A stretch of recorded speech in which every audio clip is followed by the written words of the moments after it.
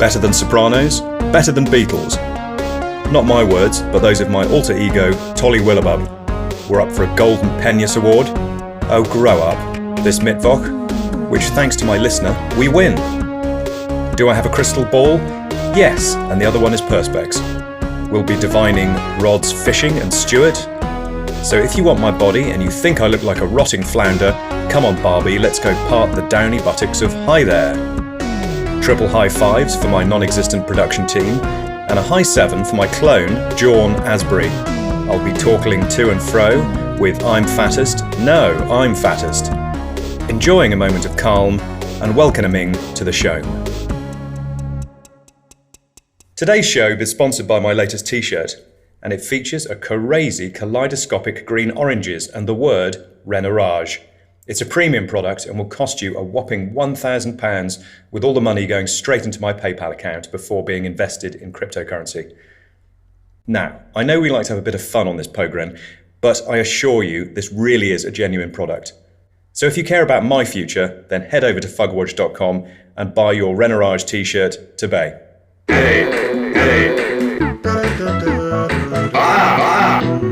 What's now?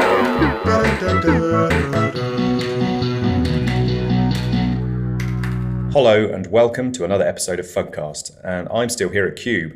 I've got nowhere else to go, but as this is the last of my 3 Cube specials, I expect they'll tell me to sling my hook pretty soon. But maybe I'll stay. I mean, this place has got 17,000 floors and 52,000 different rooms, and I can't imagine they'd notice if I was here or not. Or maybe I'll just call Starfruit and see if I can stay on her sofa again.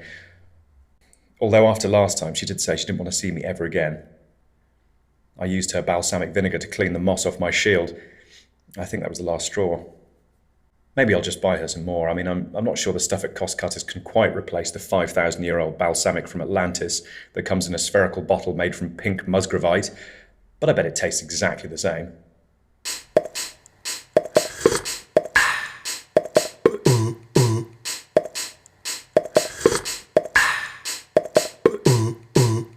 Da da da da da da. What is that? Is it the Ascenders theme? No. Da da da da da da da. Da da da da da da da da. Ah, what is that? This is a digital recording I made earlier of me talking to myself. And it goes on like this for around 17 minutes, by which point it becomes very tedious indeed. Now, talking to oneself has long been considered a noble pursuit. In fact, it was Lord Ormens vor Vexenum. You're listening to a recording I made earlier of me commenting on the previous recording. And of course, I could carry on doing this kind of thing indefinitely. I'm not going to, but I could.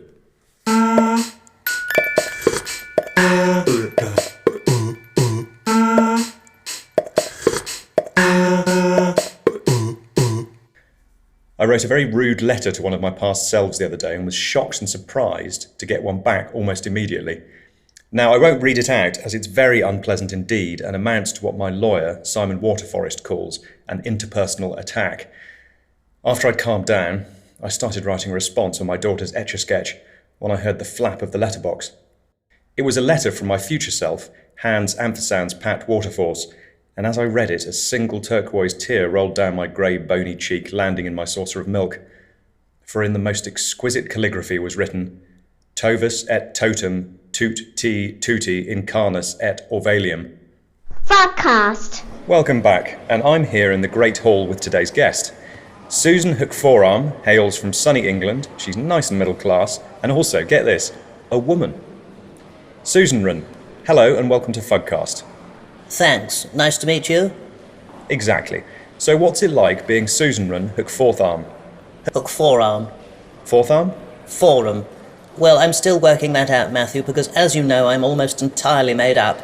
Why almost?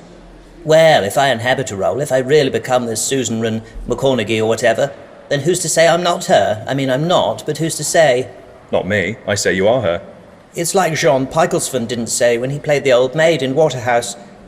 Just 'cause I don't sound like you, Ma, don't mean I ain't her. Didn't he say that, though? I thought he did. Didn't? So, Susan Run, I understand you're married to TV's Chip Wheelhouse. Lucky you. I mean, I'm sure you must hear this all the time, but he's a bit of a hunk, isn't he? Yes, he's very Hompston. Really Hompston. Whenever he's on screen, I get quite faint. Yes, he's very faint. It's hard to see him sometimes, but I always know when he's walked into a room. There are 2 giveaways. 1, his heavy mouth breathing, and 2, his sulphurous breath. He used to be totally opaque, but I've worn him down over the years with a mixture of passive aggression and active aggression. But what about you, Susan? Run. Susan Run, yes, sorry. What do you normally get up to? Well, I'm not sure what you mean. I like jigsaws, short walks, and Facebook. Well, I think we've got a good idea of what you're about, so thanks, Susan Run. Oh, right, thanks.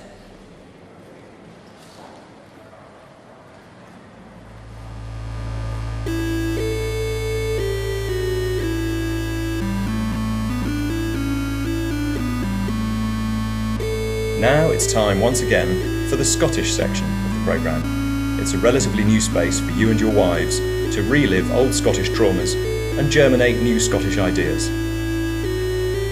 It's Mittwoch, and you're at work in the chip shop. 2 battered pickled eggs and a deep fried berry, please. Who said that? And you peer over the counter to see a tiny Scots terrier. All right, pal, and he gives you a cheeky wink. A talking dog? You must be seeing things. How are you going to carry your food? You haven't got any hands. You can stick it in my wee trailer. That wasn't there a second ago. No, as this story progresses, you'll notice all kinds of inconsistencies. And suddenly he's on your shoulder. See what I mean? Now, can I have my order, or do I have to make it myself? You couldn't make it yourself. You don't have opposable thumbs. What do you call these? And suddenly he's grown 4 foot, and 2 enormous thumbs have sprouted from the sides of his head. At tremendous speed, he gets to work, battering and frying anything he can pick up with his 2 thumbs. Receipts, tongs, aprons, and a biro are all thrown in and fished out again, with a tremendous lack of proficiency.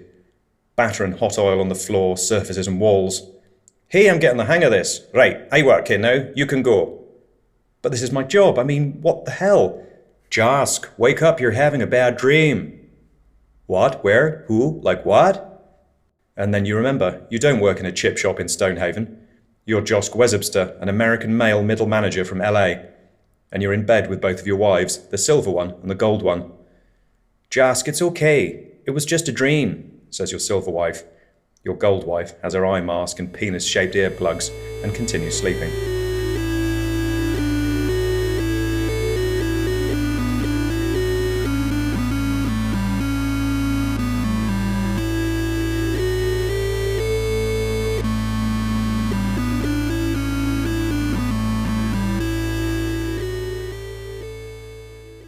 Jazz jokes.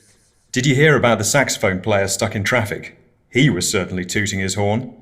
Then he calmed down and called his wife to tell her he'd be late home. But wait, he called her on his saxophone. I'm co-producing a remake of the 80s sitcom Birds of a Feather.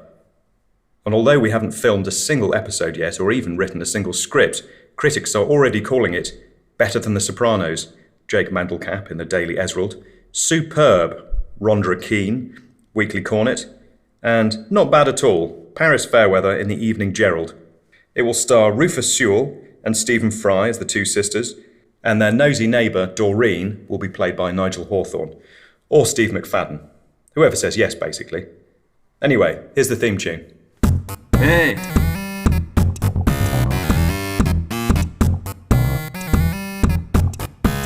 Come on! All right.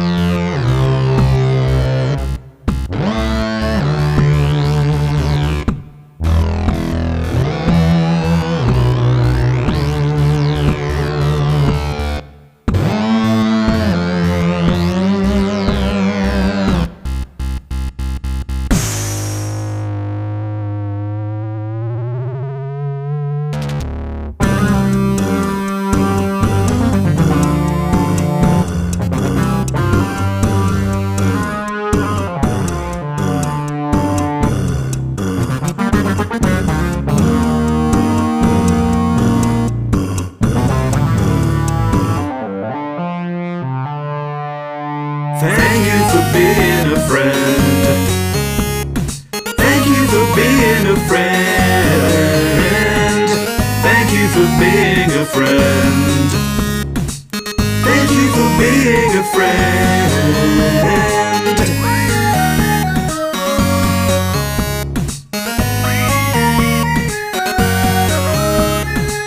Thank you for being a friend.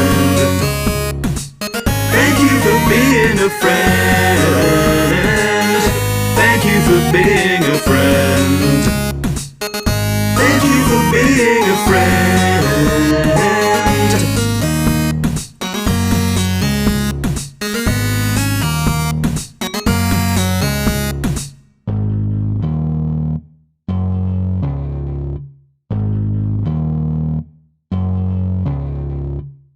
Well, that's all I have time for, Toady. And sadly, it's now time to leave Cube. I've been given my marching orders, my suitcase is packed, and as luck would have it, my friend Plum has a spare room going in her child's drawing of a house, so for now I have somewhere to stay. It may be imaginary, but beggars can't be choosers. Remember to like, subscribe, and perhaps visit fugwatch.com if you like me. Do take care, and as always,